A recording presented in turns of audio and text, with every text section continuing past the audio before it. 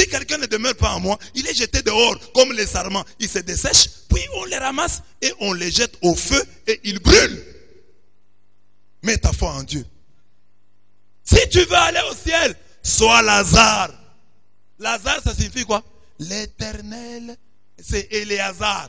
Lazare, c'est l'abrégé de Éléazar. Éléazar signifie l'Éternel lui portera secours. Mon secours, c'est l'Éternel. Lazare, hein? Dieu me viendra en aide. Amen. Dis à ton voisin, je m'appelle Lazare.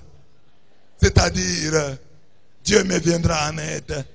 Même si tu ne m'aides pas. Dis-lui, même si tu ne m'aides pas, Dieu me viendra en aide. Dieu me viendra en aide. C'est ça Lazare. Lazare, c'est-à-dire quelqu'un qui comptait sur Dieu. Même s'il était assis sur la porte du riche, en réalité, il comptait sur Dieu. Il comptait sur Dieu.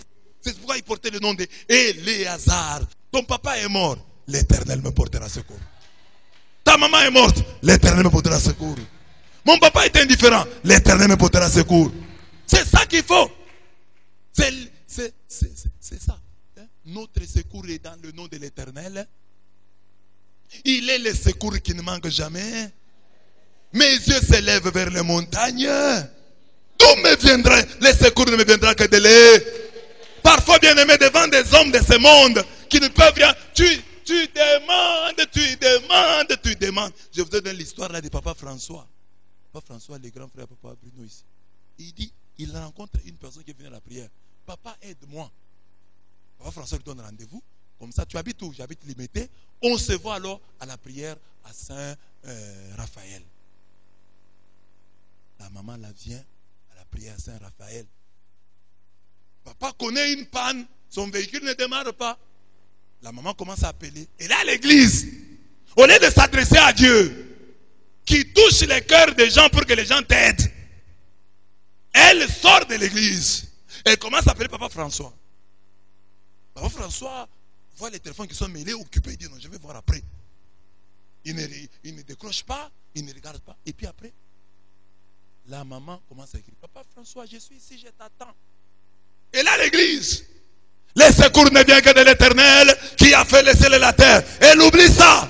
Elle met sa foi dans l'homme. Parce que même l'homme ne t'aidera que si Dieu touche son cœur. Pour qu'un homme t'aide, pour qu'un homme soit le corbeau de ta vie, il faut que Dieu touche son cœur. Il faut que tu pries pour cela. Même ton patron, tu peux bien travailler, mais on ne te paye pas bien. Tu peux bien travailler, tu ne connais pas la promotion. Pourquoi? Parce que Dieu ne t'a pas aidé. Mais quand Dieu t'aide, Dieu te fera gagner la faveur de ton patron. La maman commence à appeler. Elle appelle, papa ne répond pas. Elle commence avec le message. Papa, je suis ici. Papa ne répond pas. Papa, je suis encore là. Mais vous ne venez pas. Et puis après, il commence avec des mauvais messages. C'est ça être homme de Dieu. Vous promettez aux gens, vous ne accomplissez pas. Est-ce que vous pensez qu'il n'y a que vous quand je suis venu chez vous là, il n'y a que vous? J'ai beaucoup de gens qui peuvent m'aider. Amen. C'est ça l'homme. Il est à la prière. Et au lieu de dire, le secours ne me viendra que de l'Éternel. Oh Dieu de gloire, quel que soit ce qui est arrivé à Papa François, moi je te prie, fais en sorte que j'ai la solution à mon problème. Toi tu m'aideras.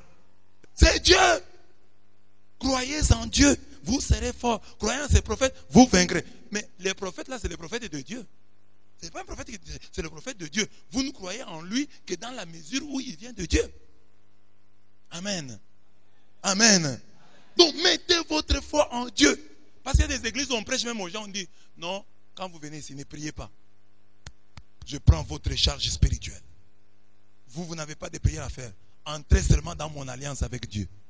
Mon alliance avec Dieu va s'occuper du reste. Là, je commence à mettre ma foi dans l'homme, en m'écartant de Dieu. Parce que je dis, croyez en Dieu, vous serez forts. Et croyez en ces prophètes, vous vaincrez. Les prophètes de Dieu.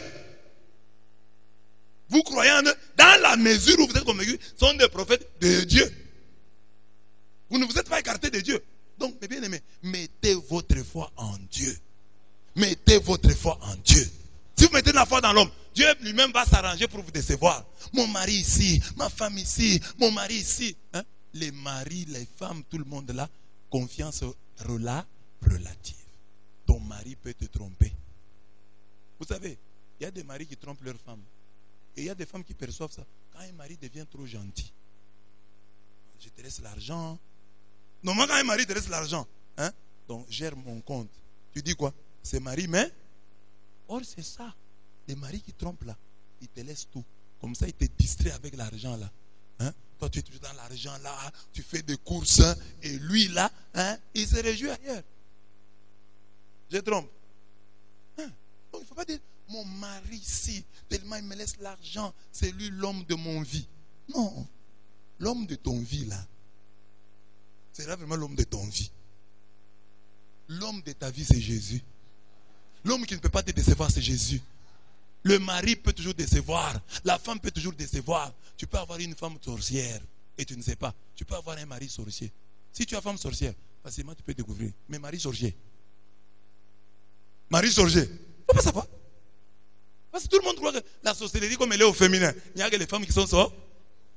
Mais tu peux avoir un mari sorcier. C'est lui qui te bloque. Tu ne trouves pas du travail, c'est le mari là qui est à la base de ça.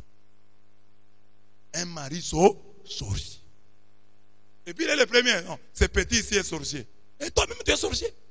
Mets ta foi en Dieu. Celui qui met sa foi en Dieu ne sera jamais confus.